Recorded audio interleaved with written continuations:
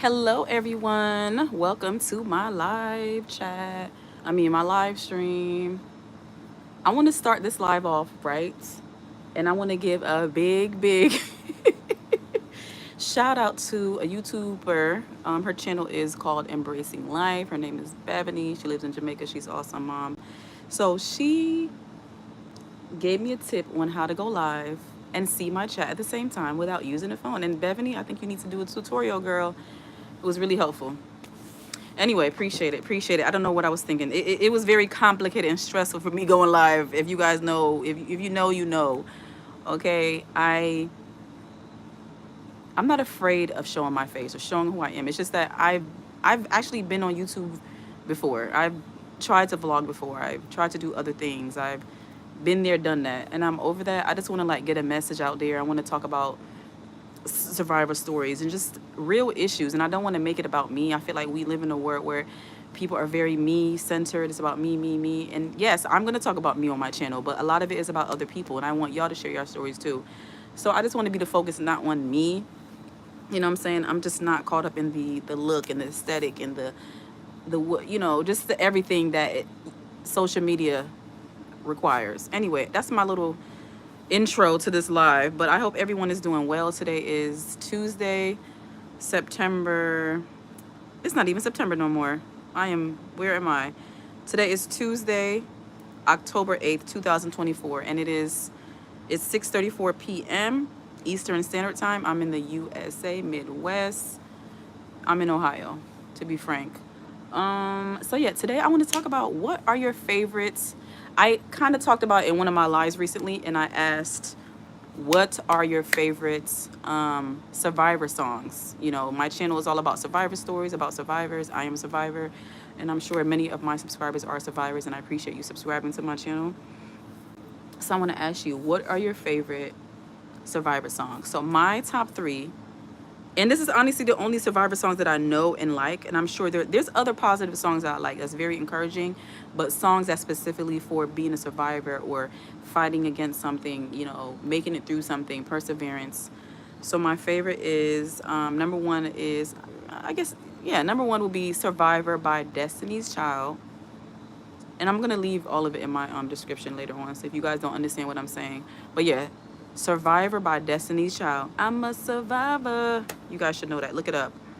If YouTube allowed you to use copywritten content without being penalized, I would definitely play it, but I can't. So yeah, number one is Survivor by Destiny's Child. Number two is Fighter by Christina Aguilera. Thanks. Wait. Thanks. Wait. Let me look at the lyrics because I want to get it right.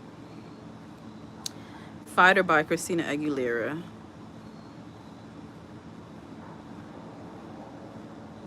What's the lyrics? I'm gonna sing a little bit of it.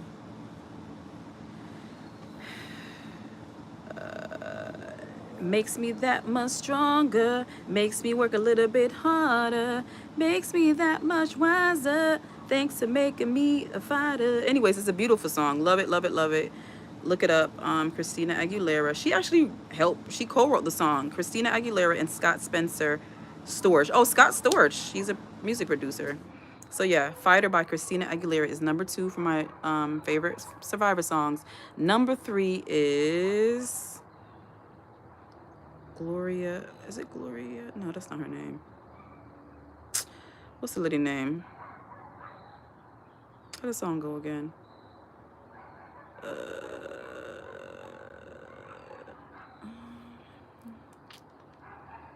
And I just said it the other day. How does the song go again? I'm trying to think of my number three. I know what it is, but I'm trying to think of the lady's name. I will survive. Oh, as long as. Okay, I will survive. Okay, so the song I Will Survive by Gloria Gaynor is number three of my favorite Survivor songs. Gloria Gaynor, the song is called I Will Survive. So number one for my favorite Survivor songs is Survivor by Destiny's Child. Number two is Fighter by Christina Aguilera. And number three is Gloria Gaynor, or I Will Survive by Gloria Gaynor. And you guys, everybody knows the I Will Survive song. At first I was afraid, I was petrified, thinking I could live without you by my side. And after spending nights thinking how you did me wrong, and I grew strong, and I learned how to get along. Now you're back, ayy, from outer space. That song is hot. I love that song. Anyways, I Will Survive. You guys all know that. So that's number 3. So what other songs would you guys want to add to that list?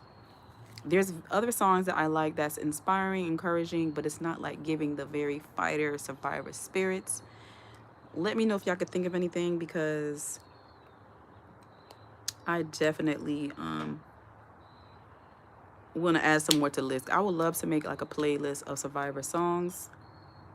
I also not just want to talk about that. So this is going to be a 2-part live. I'm going to get that out of the way. But I also did say that I was going to talk about the Madeline Soto case. I did share on my community tab that Nancy Grace, breaking news tonight. She made another video about the Madeline Soto case. They're talking about Jennifer Soto, just her role in everything as a mother. And I paused the video, but even Vinny something from Court TV, he did a podcast about it. So it's like I love that more people are deep diving and talking more about it, because a message needs to be had. You know, a message needs to be out there. So yeah, I'm gonna go back to the whole Survivor song thing. You guys can leave your comments. Let me know what Survivor songs you like, if you can think of anything. But yeah, so I'm gonna change the title of this live. Cause yeah, it's just like a 2-part live. I'm just doing a 2-in-1. A 2-in-1. So Jennifer Soto.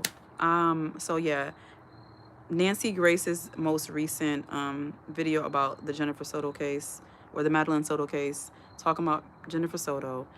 There was a psychologist on there, and I forgot her name. I really like her a lot, and I'm going to try to look her up and follow her on social media. She's very insightful. She was saying how detached Jennifer was from her daughter, Madeline. It was like the interrogations that you see of her, it was like she couldn't even fake that she cared about her daughter. She could not fake it. It was like it was almost like Jennifer was acting like she was relieved that her daughter was not here anymore, because that's how much she was like, what's the word she used? Jennifer didn't have like a bond with her daughter. You could tell that there was no real mother-daughter bond. And I wrote some notes, but I forgot it. But basically, it was basically saying like when a mother is not bonded with their child, they're like basically least likely to be protective of their child. You know what I'm saying? Bonding with the child is very important. Like that's like a natural thing. You assume what happened, that your child is born and then you bond. But some people have difficult time. You know, there's postpartum depression, there's other mental health issues. I get it. And but that's why I always say, like, if you feel like you can't be the best mother that you can, like, you know, it's okay to say, hey, I need help.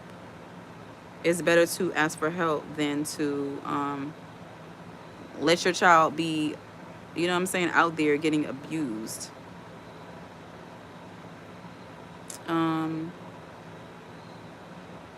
Yeah, I lost.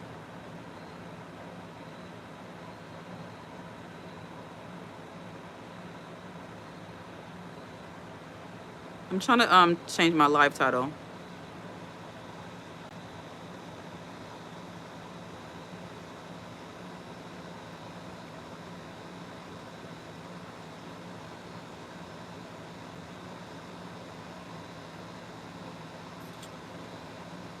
But if you're in the chat, I don't see anybody right now, but please like this video.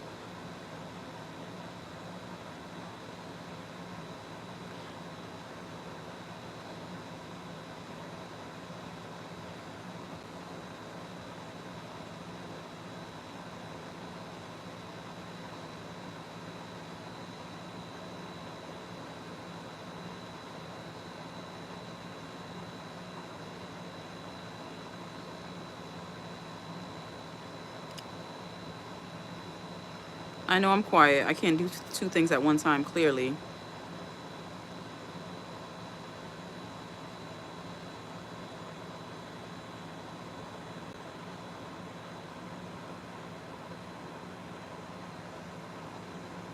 I'll be with y'all in a second. I appreciate your patience with me. Okay,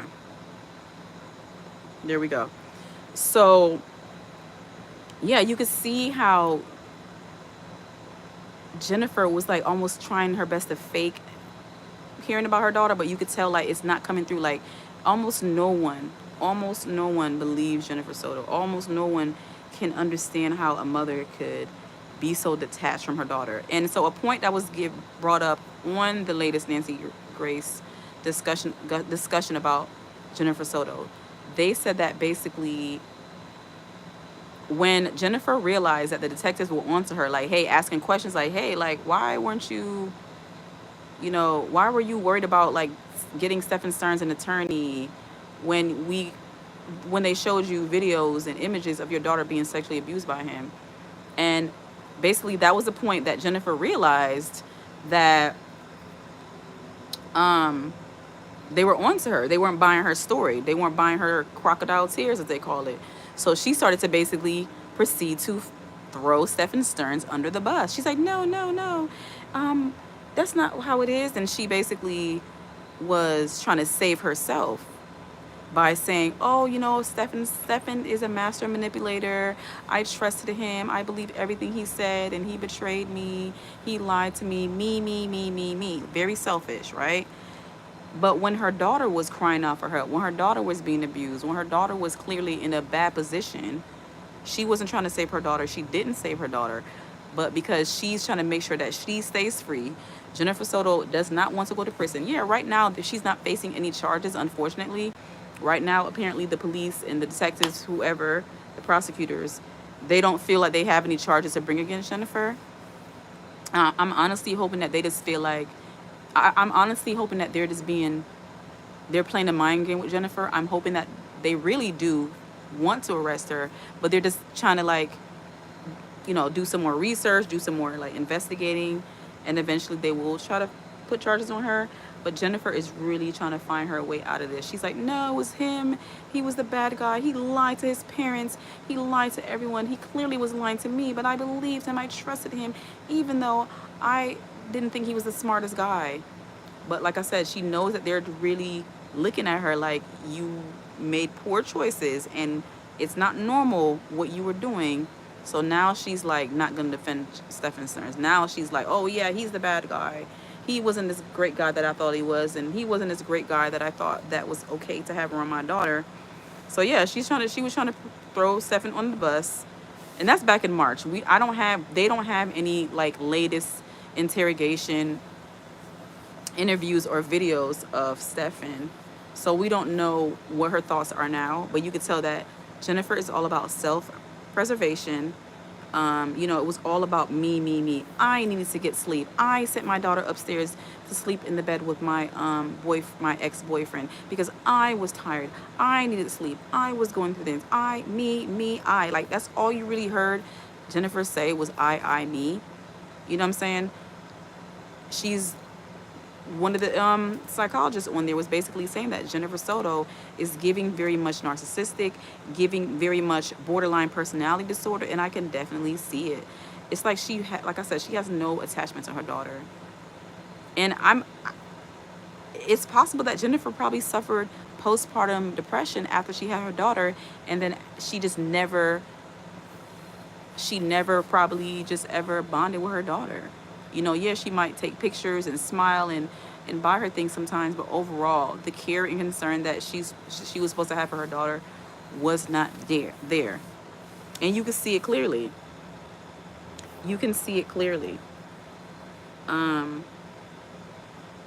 it's just like the things that she said about her daughter. Everyone noticed that she would basically badmouth her daughter. Like, the reason why I sent her upstairs to sleep with my ex-boyfriend is because it's hard for her to sleep. It's hard for me to sleep in a bed with her, even though we have a king size bed. She kicks, she punches, she just rolls all over the bed, And that's why I had to send her up. I had a mental health issue. I was tired. I had to work. And so it's like she just wants y'all to believe this picture. She's trying to paint this picture that the reason why she sent her daughter up there is because she was having a medical issue. So it's like, you guys just gotta believe me. You gotta understand why I had to do what I had to do. Is because I was sick. I needed help. But Jennifer, we're not buying it, girl, because you could, if you were that tired, you should never even picked your daughter up from when she from her mom. So on Sunday, the last day that Madeline was alive, she had been dropped off by, I think, Jennifer Soto's sister. And so if you were so tired you couldn't cope, you couldn't do anything, you should just left her with her sister, with your sister or your mom.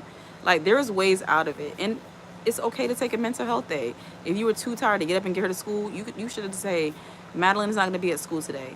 But because Jennifer is so selfish and she was always using Stefan to do her parent duties that she was supposed to do, and he ended up taking advantage of that and abusing her, and that's what happened. So Jennifer Soto's whole life is like on display right now. It's unraveling, and she don't know how to handle it because it's like, you thought your little dirty secret of having your boyfriend sleep in the same bed with your daughter, everyone knows now. You can't hide it anymore. No matter how you try to throw him under the bus and throw your daughter under the bus, it comes back to you because you are the mother.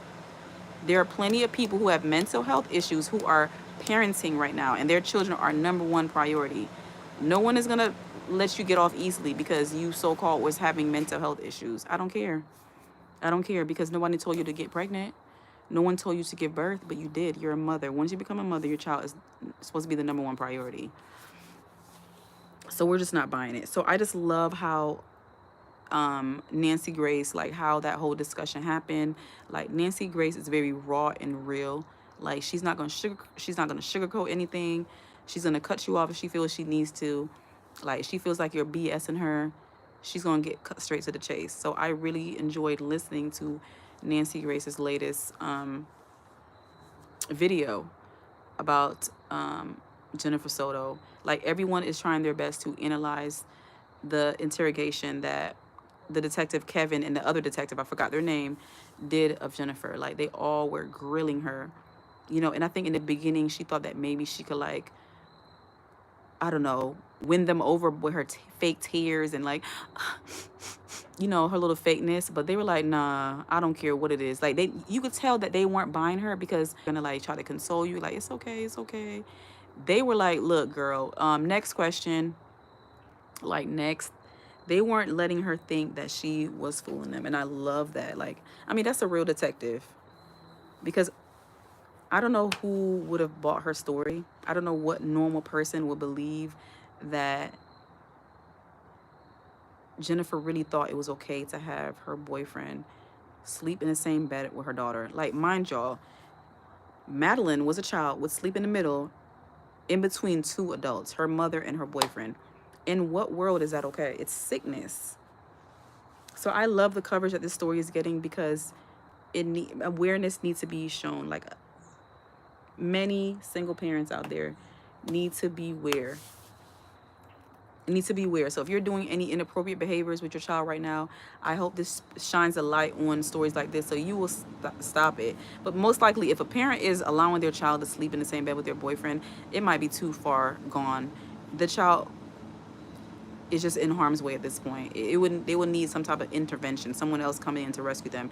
Because if the parent is not mentally stable enough to realize that your child sleeping in the bed with your boyfriend is not normal, something's wrong with you.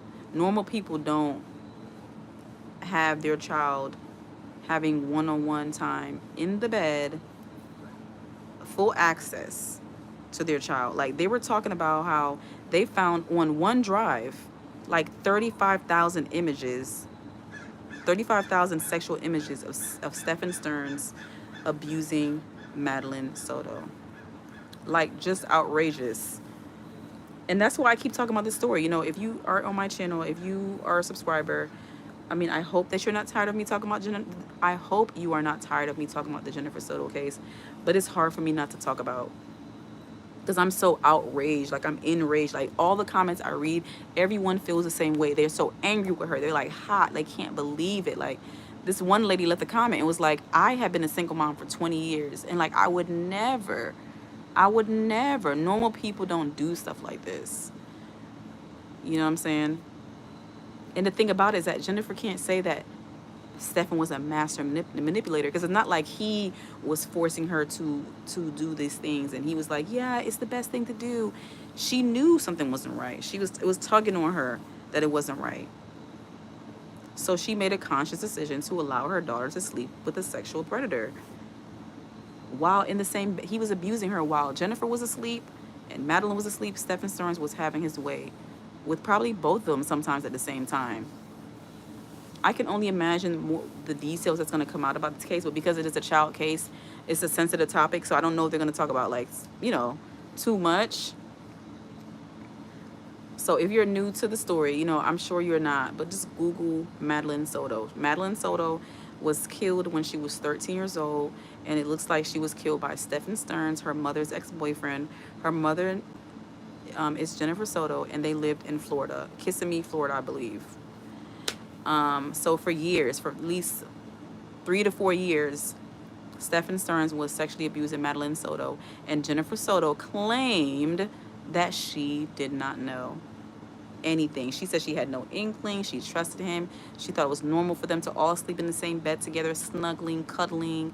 Like, Jennifer had to know something. Like I said before, she has made statements that said that she was worried that Stefan Stearns and her daughter will run off when her daughter turned 18, like Woody Allen did with that girl, that his stepdaughter. So you knew what was up. And one more thing I want to add. So yeah, Jennifer knew because she had a feeling about the Woody Allen thing. She also was told by her own mother that you shouldn't trust the man, but she still let Stefan Stearns do whatever. So third thing I want to add is that a point that was brought up in the Nancy Grace, the most recent Nancy Grace video about Jennifer Soto. This was also brought up in the interrogations and videos, but Jennifer Soto claimed that years ago, I guess this was before Stefan Stearns, she claimed that years ago she was sexually assaulted on a date or during a date, whatever the situation was, and that traumatized her. And I think that's when she went down a bad path or spiraling down. I don't know all the details. But for Jennifer Soto to know what it's like to be a victim of sexual assault, for her to allow her daughter to be with a grown man in the same bed, is straight outrageous. And if Jennifer Soto is not charged with anything at all, if she's given full immunity, no charges, I really feel like people need to protest the Florida courthouse. Wherever the case is going to be held at, wherever the trial is going to be, I feel like if you are a Florida resident, if you're a resident of Kissimmee, Florida, wherever that surrounding area, if you're a parent and you're someone who cares, I feel like you need to write letters to the judges, write letters to the prosecutors. I think even before the case comes into court, letters should be being written, protests, picket signs, whatever, because it's not right. This is setting a bad example for other parents. If Jennifer Soto doesn't get charged, she doesn't get away with if she gets away with this, it's letting other parents think it's okay to have their boyfriend sleep in the bed with their children. It's going to give other parents permission to be so high on drugs and be so tired and be so overwhelmed with life and being so overwhelmed with parenting that they completely give up their rights of being a parent and give it to their boyfriends or their girlfriends, whoever they're dating at the time. It's not right for children. This is a safety issue. It's a violation issue. It's a child welfare, child endangerment issue. You know what I'm saying? So if Jennifer Soto gets away with this, it's not a good look overall. The justice system in Florida needs to show Jennifer Soto and other parents that this kind of behavior is not okay and it will not be tolerated. It will not be tolerated. You know what I'm saying? It's absolutely outrageous. And just like those other, what's the case with the school shooter? I can't think of the name right now, but y'all should know what I'm talking about. In the United States of America, there was a school shooter. Or a shooter. I don't know if he shut up a school or somewhere. He shut up a school. His parents, let me try to look it up so I can make sure what I'm talking about. His parents was charged because they basically bought their son the gun. They knew he had mental health issues. He kept complaining about it.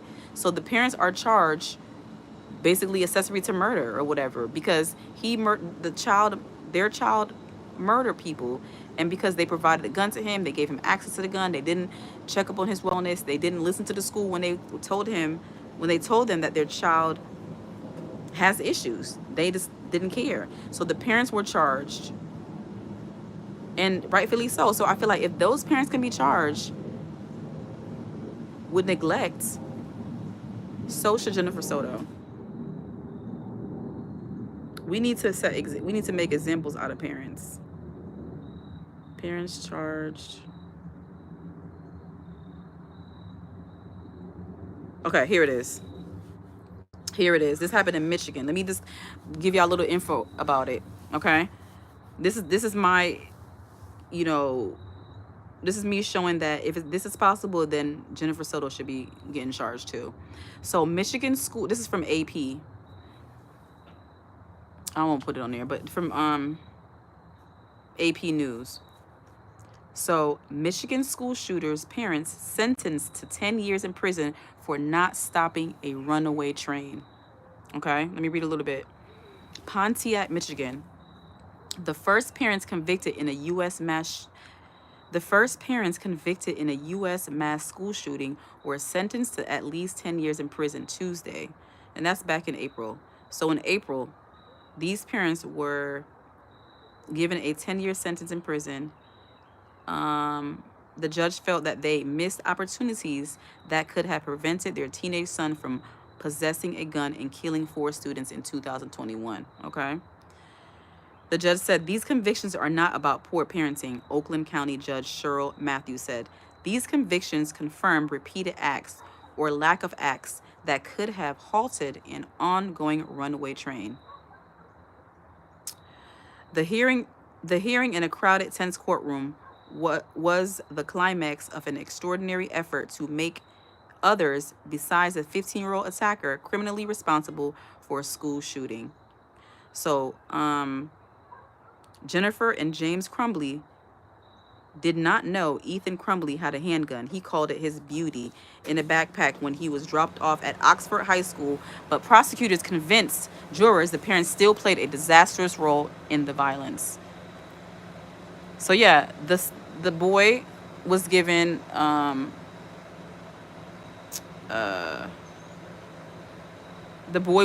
life in prison. The parents got 10 years. So what I'm saying is Stephen Stearns should get life in prison without the possibility of parole for sexually abusing Madeline Soto for years and also for murdering her. We all know, yeah, they haven't convicted him yet of it yet, but we already know the evidence points to Stephen Stearns. So Stephen Stearns should get life in prison for sexually abusing Madeline Soto and for taking her life. And Jennifer Soto should get at least 5 to 10 years, in my opinion, in prison for not stopping him, for not being available to her daughter, for missing the signs, for ignoring red flags, for just being a bad mom. You know what I'm saying? Like, she said things like when she turns 18, she's going to kick her out and something like that. And I think even Madeline had said that when she turns 13, she's going to run away to the woods. It was a bad living environment. Like I always would say, parenting is hard, but you got to prioritize your child. You can't get them in a position where they want to run away. You want them to run away. You don't want them. It's not healthy. You need to get mental health services for your child, mental health services for yourself. And if you need to, give your child up for adoption or give them to another family member to help you. Someone safe, someone who's going to do a better job than you. There are options. Parents can't say, I didn't know what else to do. There's so many options. I think even the fire station, you could have dropped her off. I'm just saying, like, there are options. If you don't know how to parent, if you're having a very hard time, it's better to put your child in a safe environment than to put them in harm's way of a sexual abuser. It was too many red flags. You know what I'm saying? Jennifer wasn't having sex with Stephen for a while. He was very sexually active. He wanted to try kinky things in bed, like, you know what I'm saying? Rear end sexual activities, if you know what I mean. So he was letting her know, like, hey, I like it kinky. I like to do things. He even let her know that when he was like 19 or 20 years old, he dated a 15-year-old. It was so many red flags, so many signs that Jennifer Soto ignored. And it's ridiculous. And I can't give her a pass. And no one should give her a pass. Like I said before, there are plenty of tired, stressed, overwhelmed parents with mental health issues that still wouldn't allow their child to sleep in a bed with a sexual predator. There are parents out there who would rather be single for life before they invite killers, abusers into their home. Once your child is gone, they can't come back. You can't say, I'm sorry, I missed the signs. Nope, it's too late. Catch it early. Everyone failed Madeline. Everyone failed Madeline Soto. The school failed her because it was signs. She was like not sleeping properly. She was not doing well in school. She had anxiety attacks, panic attacks. All kind of stuff was going on with her. The signs were there. She let them know that she didn't like Stefan, that he was just kind of creepy and he would just be a freeloader, eating all their food and just hanging around. The signs were there. Even Jennifer Soto's own mother didn't like Stefan. Jennifer Soto's own mother didn't like Stefan. Let me tell y'all. So after the investigators were investigating everything and they were checking Jennifer Soto's house for clues and evidence, they basically told them that you need to find somewhere else to stay because we need to. This is forensics place right now. Forensics had to do their job. Normal women would have been like, oh my God, like this dude really must have did something to my daughter. Like he was the last person with her. Like all the signs were there that Stefan was responsible for Madeline. But Jennifer was so still, I don't know, on drugs, on Stefan Stern's drugs, high on his drug. Like, oh, I thought he was still a good guy. I didn't believe it. I thought that they had the wrong person. So yeah, when Jennifer couldn't go back to her condo and Stefan and the roommates, everybody couldn't go back to their condo, Jennifer had the opportunity to stay with family like her mother, but her mother doesn't like Stefan Stearns. So you would think that a mother would be like, oh, bye, Stefan, go to your family, go to your friend, go somewhere else. I'm about to go stay with my mom until this all is cleared up and I can go back to my condo. Jennifer Soto rented a hotel for her, Stefan Stearns, and her dog. Do you hear me? A mother, a mother a mother's daughter is missing, presumingly dead, and instead of clinging to her own family, going to cry with them and mourn with them and look for Madeline or whatever they need to do with her family, she decided to book a hotel with the killer, with the abuser. She kept talking about, oh, I believed him. I thought he was a good guy. I never would have thought. I thought they had the wrong person. If my daughter is missing and the last person with her is somebody I knew, baby, we are not going to be in the same room. Like, you better be lucky that you're still alive. She was in a car with him for hours. She went to the hotel with him for hours. And that's why the detective didn't believe her. Like, they feel like she may have conspired with him. Like, there's something you got to know. Y'all spent a lot of time together. You trying to tell me he didn't tell you where he put the body? He didn't tell you any ideas of what he did with her or what happened? You didn't question him about anything. You just trusted him so much. The math was not mathing, Jennifer Soto. The math was not mathing. So because of those reasons, Jennifer Soto needs to be charged with some type of child endangerment, some type of child neglect. She should not get off scot-free. It's setting a bad example. It's allowing her to think that it's okay because she's still fertile. She can get pregnant if she wants to. She's going to have another child and have another boyfriend in the home and neglect. She shouldn't be allowed. She shouldn't be allowed. She needs to be punished. If she has another child, they should take the baby from her. And I don't care. She shouldn't be allowed to have any more children. She's a safety risk. She's too high off drugs, prescription drugs. She's too high off whatever else. She's too mentally unstable to have children. I'm sorry. Parenthood is not for everyone. Some people don't have that motherly instinct. Some people won't bond with their children. Some people can't bond with their children because of their own traumas and stuff like that. And that's very unfortunate that she may have had childhood trauma. You can tell something's going on with her, but I'm still not going to give you a pass because you let your daughter down completely. You basically just completely failed as a mother. A parent's number one job is to protect their child. So I just, like I said, like Nancy Grace is on to Jennifer. Like, no one is going to be fooled by her. Her tears, her I didn't know this, I didn't know that, I thought this, I thought that. It's not gonna fly with anybody with a brain, anybody who's had any kind of education, anybody who has any kind of common sense, and especially someone who's a survivor of sexual abuse would never allow their child to be so close with their boyfriend. You should never be that thirsty for D, ladies. It's not all that great. Go get you a rose or whatever they got out there, please. It's better to be single and safe than to put your child in harm's way. It's not worth it. It's not. Like I always say, if you really want to get down with the get down, do adult things, do that away from. And if you are gonna bring your child around a man or man around your child, make sure that you never leave your child alone with that man or woman. Make sure that you're not allowing your child to sleep in the same bed with that man or woman. You gotta have boundaries. You can't cross boundaries when it comes to men. They don't know how to communicate. They don't know how to speak up. You cannot trust everyone. I don't care how much they smile in your face, how much they make you feel good on the inside. I don't put nothing past nobody, okay? Because I don't know what's in your brain. You don't know what people have been through. You don't know their traumas, their past, what they have done. You just, I think people like to assume the best in people, and unfortunately, you have to sometimes err on the side of caution when it comes to your children and kind of like, let me just keep an eye on this person and not bring them into my world like that, just to be smart. Like, how hard was it for her to wait till Madeline was 18 to get her freak on? And that's all Jennifer seemed to care about in the beginning. She told me that when they first met, not me, I'm sorry. She told everybody. She told the world that when she met Stephen Stearns, they met her old job, and she made the first move. She came onto him and was like, "You want to hook up?" And he was like, "Sure." So from the beginning, she let Stephen Stearns know that she's down for whatever.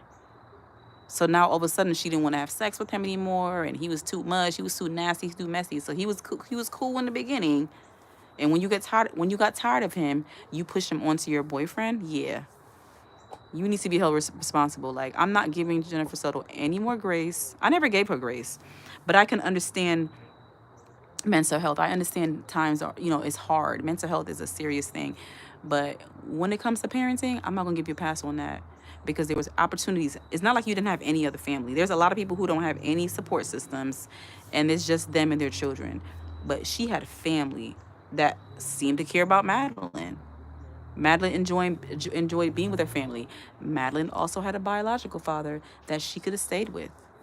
Her biological father should have moved to Florida to be close to his daughter, because Stefan knew that Madeline didn't have a father figure in her life. So he took that role of a father figure and her sexual predator.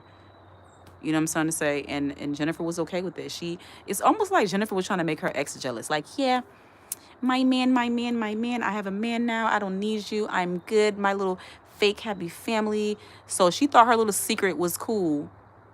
And unfortunately, Madeline was taken from this life to shine a light on what was going on in that home, to shine a light on what goes on in some homes. And I really hope that is nobody like else really doing this. Like, I don't know how it's normal. Like, I just feel like some people get too comfortable with their boyfriends and girlfriends. I can never get that comfortable with people. Like, call me paranoid if you want to, okay? I'm a survivor. And I just know that certain situations should not be going down. You know, you can't sleep on a job when you're a parent. It's just not right. It's not fair. And that's why Jennifer Soto should be held account. That's why Jennifer Soto should be held accountable, because she was sleeping on the job. I appreciate anybody that came in this chat. No one really came in. If you do come in, please give this live a like. I really appreciate it. If you're watching the playback, I appreciate your support. I'm going to go in soon. Nobody has come in and said hi, and it's okay, because I'm a talker. I could talk for days. I can talk for hours, okay? So I'm going to... Ooh, there's a bird. Ooh, that scared me. Oh, that scared me. But I'm about to go inside, everybody. I really appreciate if you come in, or if you came in, and if you're watching the replay, please leave a comment. Please like this live. Like this video. I hear somebody talking.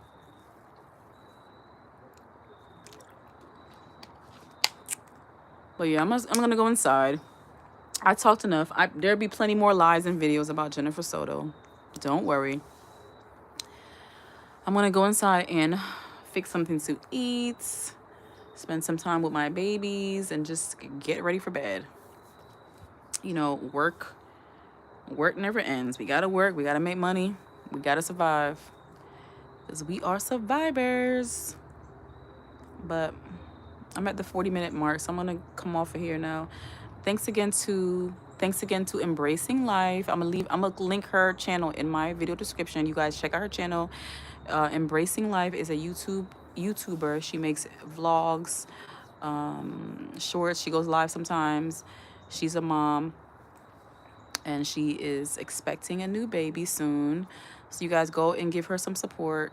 If you like mom vlogs, if you like to see Jamaica, you know, she lives in Jamaica, so sometimes she shows their environment, what's going on over there. Go check out her channel. But yeah, shout out to her again. You guys hear the bird? You hear the bird or see the bird? But yeah, thank you for supporting my channel. If you're new here, welcome. I hope you decide to stay. I'm a survivor of childhood abuse, and I make videos about survivors, not just childhood abuse, but just even domestic violence, human trafficking, whatever, just survivor. A lot of my videos are about women, but there are also males who are survivors of abuse, and I also post their stories. But I get more stories about women than I do men. Not saying that the issue is not there. Like I always said, like men and women are victims of abuse, but women are victims more often than men. So that's just who ends up on my channel. I don't discriminate. If you're a man or a woman and you're a survivor, I definitely, if a story falls in my lap, if I see a story, I will talk about it. Because again, there's many people who were males, or there's many men who were abused as children, and they're survivors. They're living through it. You know, abusers don't discriminate. Some of them like boys, some like girls, some like both. So anyone is vulnerable. Any child is vulnerable to abuse, and they grow up thinking that abuse is normal, and then, you know, only through therapy and healing you finally realize, like, you know, through awareness and education, that what happened to you was wrong. You weren't protected, and it wasn't right. And it's not your fault what happened to you, but it is your job to make sure that you put yourself in a healthy place by getting professional therapy, seeing a professional mental health therapist. You know, I'm always going to tell y'all, call or text 988 if you are having suicidal thoughts or going through a crisis, especially if you're in the US. So that's for the USA. In the USA, you can call or text 988. And I'm going to leave resource information in the video description. I always try to do that, because any type of situation you're going through, I try to provide a resource for that. So whether it's domestic violence or child abuse, mental health, I try to post that stuff in my description. So take care of yourself, and if you see something, say something. Don't ignore your gut. If something inside of you, if something inside of you is saying something is not right, I shouldn't do that. Listen to your voice. Don't live with huge regrets. You know, life is all about learning and mistakes, but when it comes to children, you got to put them number one. All right, we live and we learn, but let's try not to put our child in jeopardy. All right, so I'm gonna get off the live. I really appreciate all your support. I already said that. Please like, comment, share, and subscribe. My channel is Why Are Humans Like This. Please support. Please like, comment, share, and subscribe, and I'll see you next time. Thank you.